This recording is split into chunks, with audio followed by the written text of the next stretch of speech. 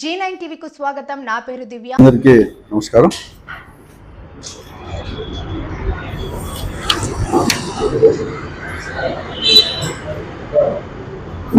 ఎన్నికల సమయంలో అనేకమైన హామీలు అనేది కూడా ఇచ్చి అధికారంలోకి రావడం జరిగింది. కూటమి ప్రభుత్వం కూడా చంద్రబాబు నాయుడు గారి నాయకత్వం.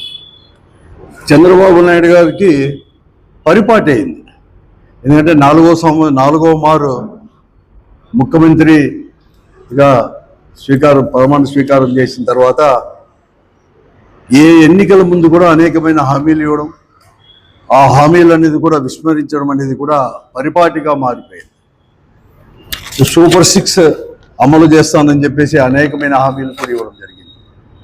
ఇంతవరకు మొదటి సంవత్సరం అంటే 2024 జూన్లో ప్రమాణ స్వీకారం చేసిన తర్వాత ఈ ప్రభుత్వం మొదటి సంవత్సరం అంతా కూడా ఒక్క హామీని కూడా అమలుపరచలేదు. తర్వాత కొన్ని హామీలు అమలుపరిచిన అన్నీ కూడా కోతలతోనే అమలుపరిచినారు తప్ప పూర్తిగా కూడా అమలుపరిచిన ఘన చరిత్ర ఈ కూటమి ప్రభుత్వానికి కూడా. దాంట్లో భాగంగానే ఉద్యోగస్తులకు కావచ్చు, లేకపోతే వ్యవసాయదారులకు, రైతులకు కానీ, విద్యార్థులకు, తర్వాత యువకులకు అందరికి కూడా అనేకమైన హామీలు ఇవ్వడం జరిగింది. ఇంతవరకు ఏది కానీ హామీలు అనేది కూడా అమలు పరచలేదు. ఏదైనా కానీ అడిగితే చాలు డైవర్షన్ పాలిటిక్స్, లేకపోతే వారిపైన కఠినమైన చర్యలు కూడా తీసుకోవడానికి కూడా ఎక్కడ కానీ వెనుకాడ లేకుండా ఉండే ప్రభుత్వం కూడా ఈరోజు కూడా. అంతెందుకు సోషల్ యాక్టివిటీస్ను కూడా సామాజిక దాంట్లో మాధ్యమాల్లో కూడా ఏదైనా కానీ పెడితే, ఈ ప్రభుత్వం పెడితే చాలు వారిపైన కేసులు పెట్టడం, కేసుల్లో ఇరికించడం, అరెస్టు చేయడం, ఒక భయభ్రాంతులు చేసే విధంగా కూడా పోతా ఉంది. కానీ ఆయన ఇచ్చిన హామీలు ఎక్కడ కానీ అమలు పరచలేదు. సూపర్ 6 హామీలలో కూడా ఇంతవరకు కూడా మహిళలకు వచ్చేసి 18 సంవత్సరాలు నిండిన ప్రతి మహిళకు కూడా 1500 ఇస్తామని చెప్పి హామీ ఇవ్వడం జరిగింది. నిరుద్యోగ భృతి ఇస్తామని చెప్పేసి కూడా హామీ ఇవ్వడం జరిగింది. 50 సంవత్సరాలు నిండిన ప్రతి మహిళలకు కూడా పెన్షన్ అనేది కూడా సమకూరుస్తామని కూడా చెప్పడం జరిగింది. ఏది కానీ అమలు పరచలేదు.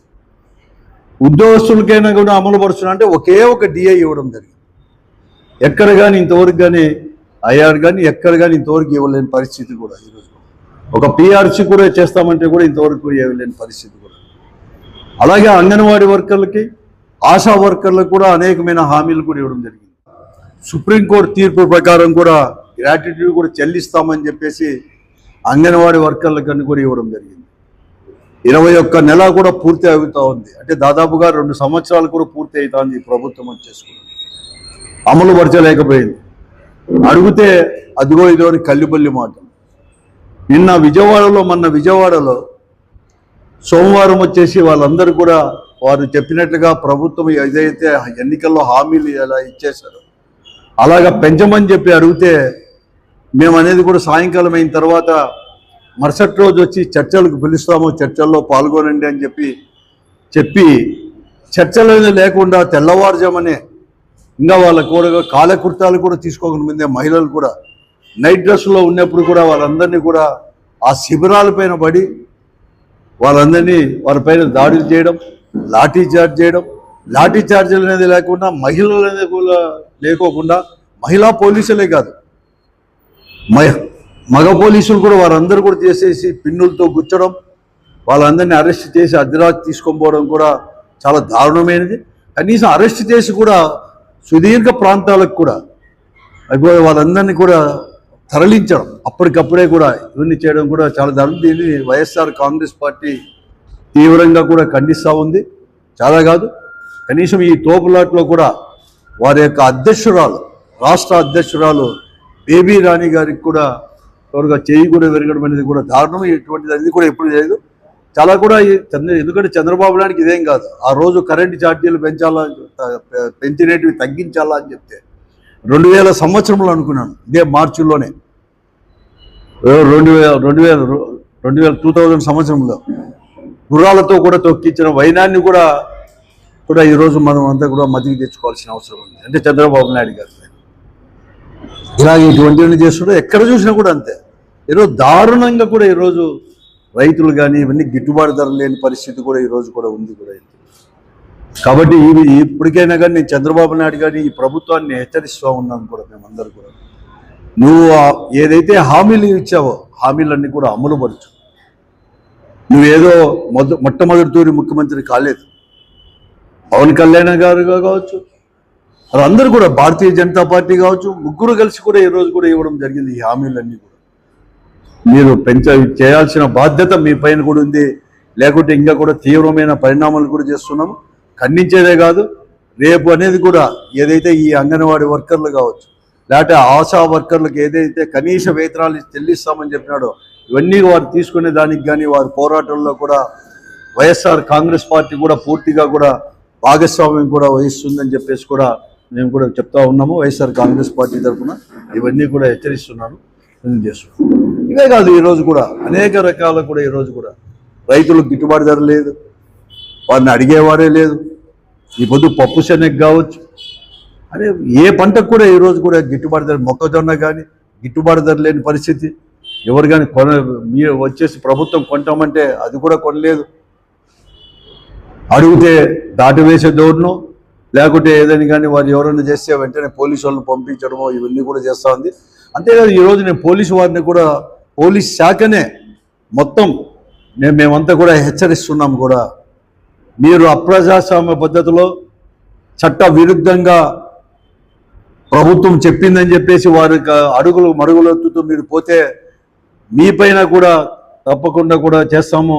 ఎందుకంటే నేను చేస్తున్నాను. అంతేకాదు, ఈరోజు ఏదైతే అప్రజాస్వామ్య పద్ధతిలో వ్యవహరించారో ఈ పోలీసు వారి పైన కూడా ప్రభుత్వం కూడా చర్యలు చేపట్టాలా అని చెప్పేసి కూడా మేము డిమాండ్ కూడా చేస్తూ ఉన్నాం. కూడా ఈరోజు ఎలా ఉందంటే, ఈ ప్రభుత్వం ఎట్లుందంటే, అధికారంలో ఉండే ఈ తెలుగుదేశం పార్టీ కావచ్చు, ఈ కూటమి పార్టీలు అన్నీ కూడా వారి యొక్క ప్రజాప్రతినిధులు, ముఖ్యంగా ముఖ్యమంత్రి దగ్గర నుంచి, ముఖ్యమంత్రి కుమారుడి దగ్గర నుంచి అందరూ కూడా ఎలా ఉన్నారంటే, ఏదో రకంగా కూడా దోచుకోవడం, పంచుకోవడం,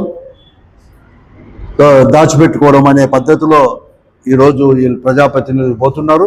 ఎక్కడ కానీ వారు ఇచ్చిన హామీలు కానీ, లేకపోతే ప్రజా యొక్క సమస్యలు కానీ తీర్చడానికి కానీ ఎక్కడ కానీ ప్రయత్నం కూడా చేయలేదు. ఈరోజు ఎక్కడైనా కానీ ఏదైనా అభివృద్ధి కార్యక్రమం ఏదైనా కానీ చేపట్టాలన్నా కూడా ఈరోజు ఎవరు కానీ ముందుకు రాలేని పరిస్థితి. కూడా ప్రభుత్వమే పరిశ్రమలు స్థాపిస్తామని చెప్పి వస్తే పారిశ్రామికవేత్తలకి భూమి కూడా కేటాయిస్తే ఆ భూములు కూడా మాకు వద్దు అని చెప్పేసి మళ్ళీ కూడా 1 సంవత్సరం తర్వాత మేము పరిశ్రమలు ఈ రాష్ట్రంలో అనేది కూడా ఎక్కడ కానీ మేము పెట్టలేము, మీ వారి దాడి తట్టుకోలేకపోతున్నాం, మేము వారి కమిషన్లు ఇవ్వలేక మాకు వద్దు అని చెప్పేసి భూమినే హ్యాండ్ ఓవర్ చేసే పరిస్థితి కూడా ఈరోజు కూడా నిన్న రాష్ట్రంలో జరిగిన అన్ని కూడా చూస్తాం. వెనక్కి ఇచ్చేసే పరిస్థితి ఎక్కడ కానీ.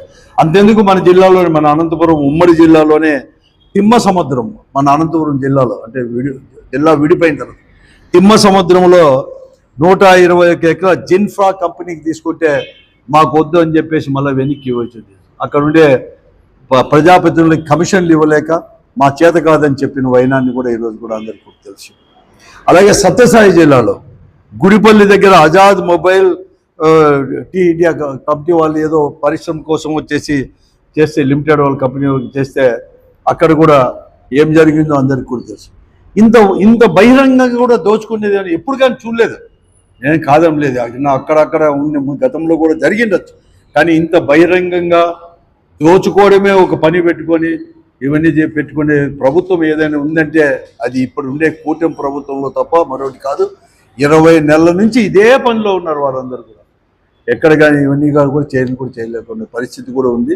కాబట్టి ఇప్పుడైనా కానీ చంద్రబాబు నాయుడు గారు నేను చెప్తా ఉన్నాను, హెచ్చరిస్తున్నాను ఈ ప్రభుత్వానికి, మీరు వెంటనే కూడా ఇటువంటి లేకోకుండా మీరు ఏదైతే హామీలు ఇవ్వడం జరిగిందో ఆ హామీలు అమలుపరచడానికి, చిత్తశుద్ధితో అమలుపరచడానికి ప్రయత్నం చేయండి.